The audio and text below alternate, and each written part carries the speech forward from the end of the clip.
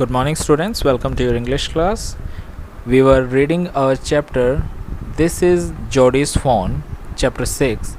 So let's continue our chapter. We have already read that Jodi's father killed a deer to protect himself, to save himself from a snake. जो जोडी के father होते हैं वो एक हिरन को मार देते हैं क्योंकि उन्हें एक सांप ने काट लिया था, तो उसके ज़हर से बचने के लिए वो डियर को मार देते हैं और उनकी इंटरनल ऑर्गन्स को यूज़ करते हैं। तो होता क्या है, तो जो उस डियर का बच्चा है, एक फ़ोन है, वो वहाँ अकेला रह जाता है और जोडी फिर उसे ढूंढने जाता है। So now let's continue. Movement directly in front of him startled him so that he tumbled backward. So जो आगे की मूवमेंट थी, जो जोडी है वो अकेले झाड़ियों में उस बच्चे को ढूंढ रहा था, हिरन के बच्चे के, और आगे से कुछ मूवमेंट हुई जिसकी वजह से वो घबरा के थोड़ा पीछे हो गया। The fawn lifted his face to his. जो हिरन का बच्चा है उसने अपना फेस उठाया और जोडी की तरफ देखा। It turned his head with a wide wondering motion and shook him through with the stare of his liquid eyes. तो जो हिरन का बच्चा है उसने अपना सर उठाया, काफ़ी बड़ा सर उठाया और उसकी तरफ देखा, जो जोडी है उसकी तरफ देखा, और उसकी जो लिक्विड आइस थी, मतलब जो चमकदार बहती हुई आंखें होती हैं, जैसे ऐसा लग रहा था कि पानी की तरह, हिरन की आंखें काफ़ी चमकीली होती है, तो वैसे ही लिक्विड आइस से उसने क्या किया, जो जोडी है उसे शुक कर दिया, उसे हिला दिया, डर गया, मतलब थोड़ा सा कांपना। इट वॉज क्वेरिंग, मतलब इसके बाद क्या हुआ, जो हिरन का बच्चा है वो भी थोड़ा डर रहा था, कांप रहा था। It made no effort to rise और रन। उसने ना उठने की कोशिश की ना भागने की कोशिश की। Jody could not trust himself to move. तो जोडी भी था, वो भी अपने आप पे भरोसा नहीं कर पा रहा था कि क्या मुझे आगे बढ़ के उसे उठाना चाहिए या वहीं खड़े रहना चाहिए। He whispered it's me. उसने धीरे से कहा कि मैं हूँ। The fawn lifted his nose scenting him. तो जो फ़ोन है उसने अपनी नाक ऊपर उठाई और उसे सूंघने लगा। He reached out one hand and laid it on the soft नेक।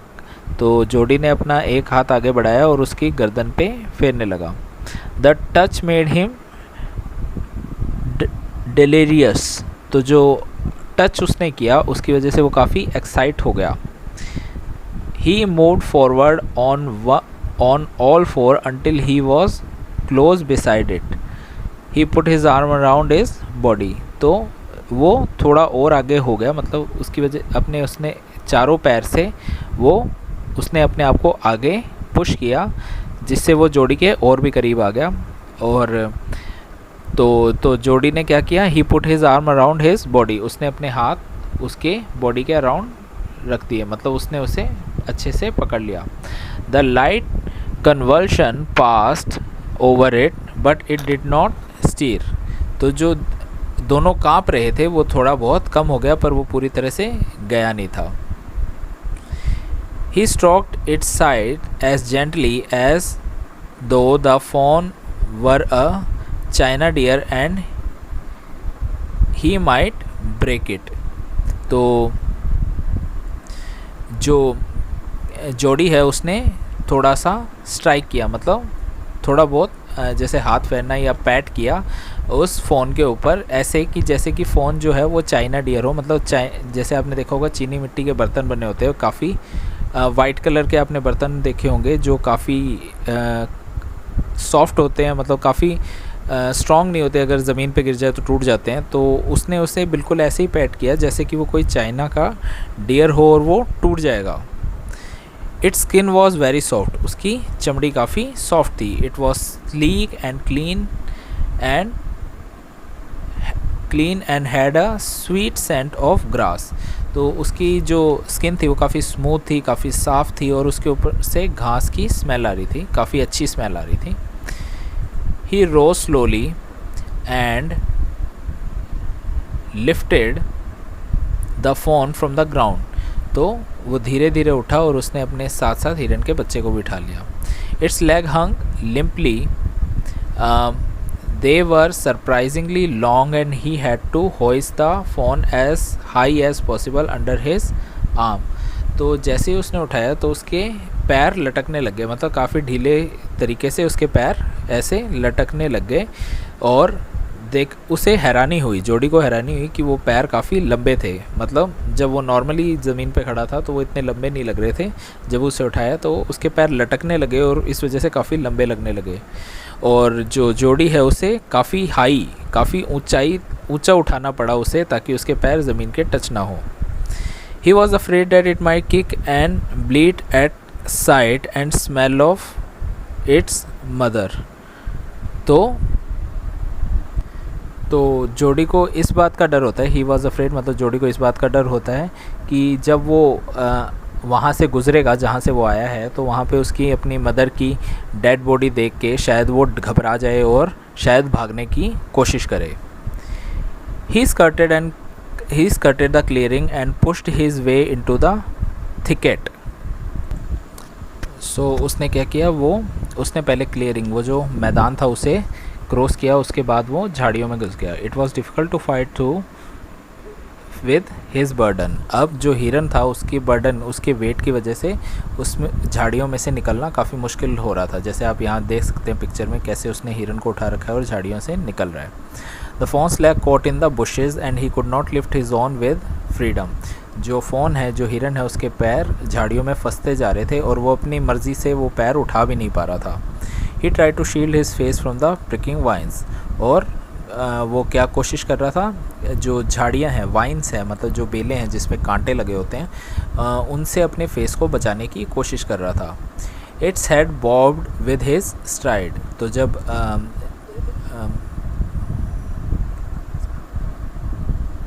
ये जोडी स्ट्राइड मतलब भाग रहा था, तो हिरन है, जो फ़ोन है, उसका सर ऊपर नीचे हिल रहा था, मतलब झटके खा रहा था।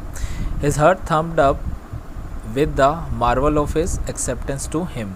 तो और जोडी का जो हार्ट है वो काफ़ी तेज़ पंप कर रहा था, क्योंकि वो काफ़ी एक्साइटेड था इट्स एक्सेप्टेंस टू हिम, क्योंकि उस हिरन ने उसे काफ़ी एक्सेप्ट कर लिया था। हिरन उसके आराम से आके उसके गोद में बैठ गया और इस वजह से वो काफ़ी एक्साइटेड हो गया और उसकी हार्ट बीट काफ़ी तेज़ हो गई थी ये सोच के।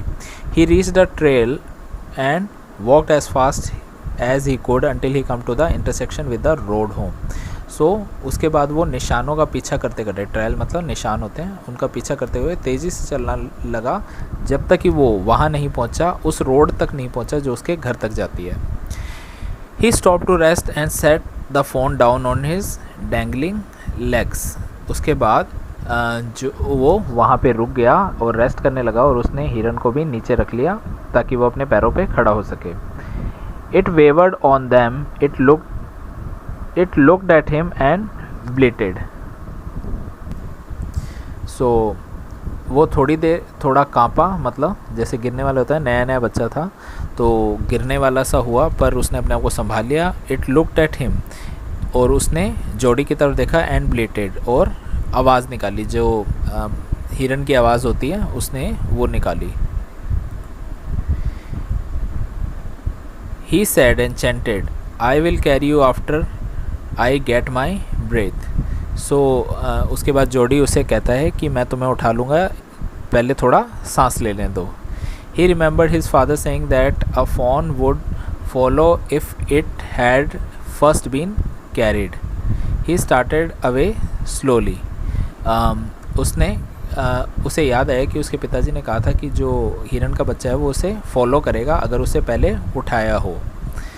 He started away slowly, तो वो धीरे धीरे चलने लगा। The fawn started after him, और जो फ़ोन है वो उसके पीछे पीछे चलने लगा। He come back to it and stroked it and walked away again. वो वापस उसके पास आया, उसने उसके पैट किया, मतलब थपकी सी दी और वापस जाने लगा।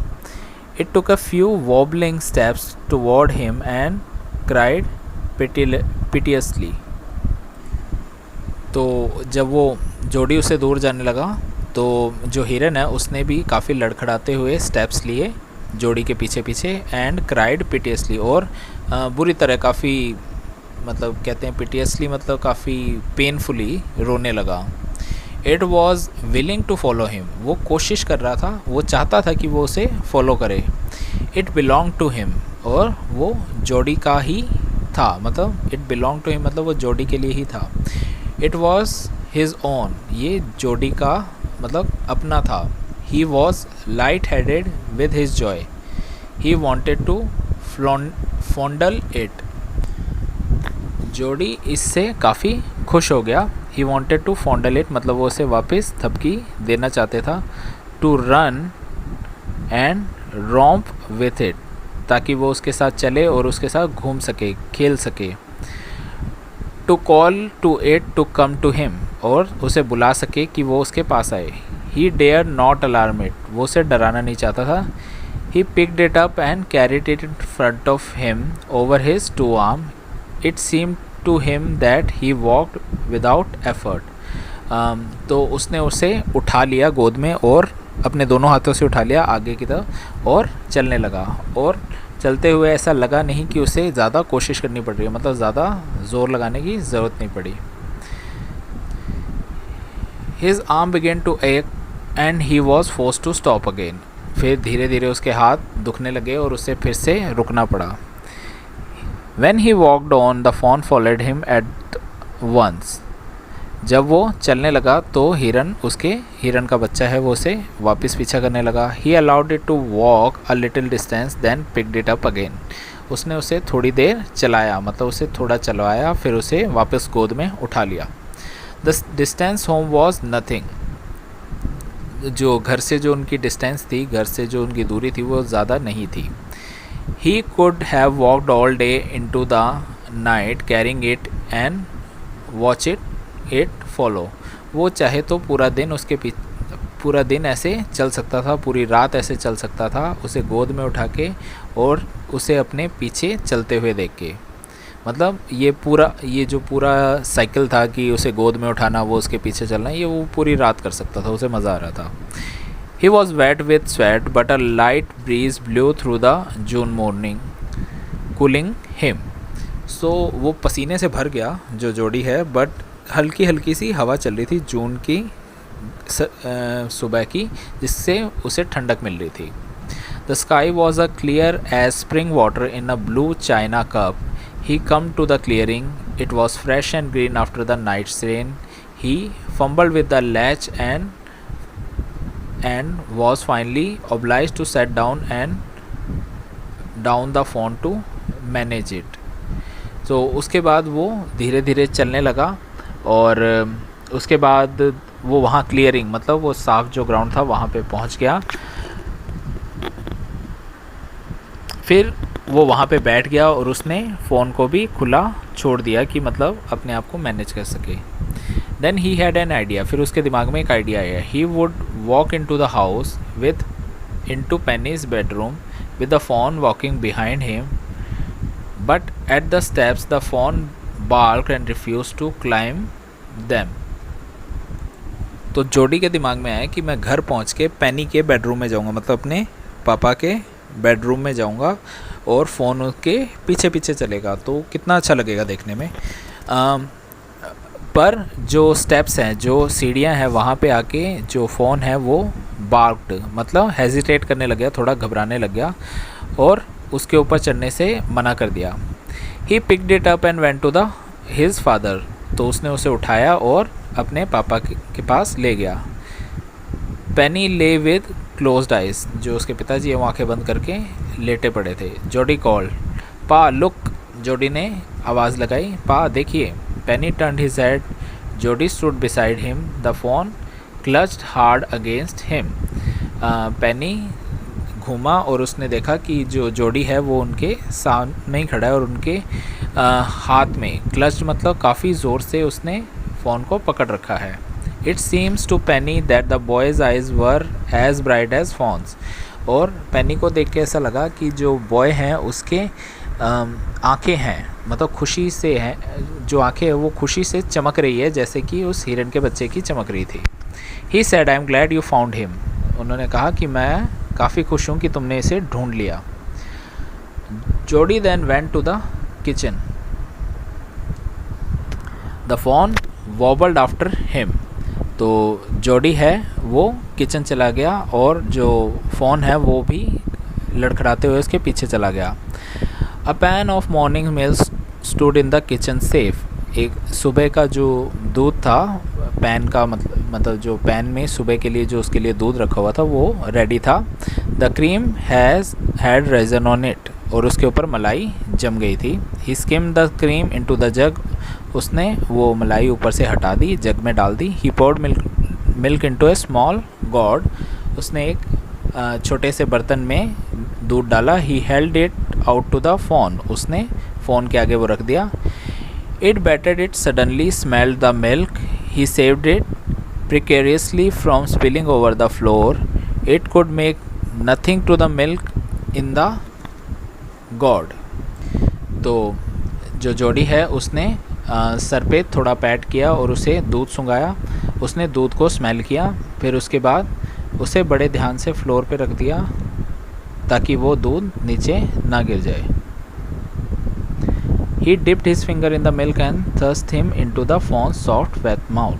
उसने दूध के अंदर अपनी उंगलियां डुबोई और वो उंगलियां जो फॉन के मुंह में डाल दी ताकि वो उसे टेस्ट कर सके। It sucked greedily.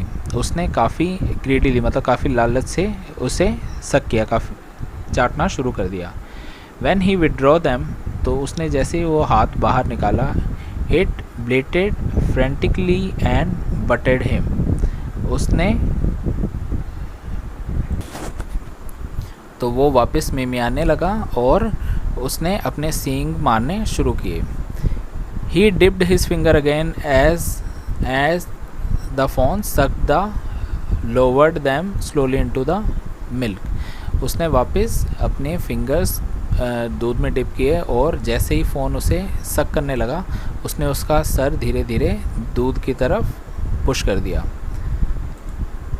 The fawn blew and sucked and snorted.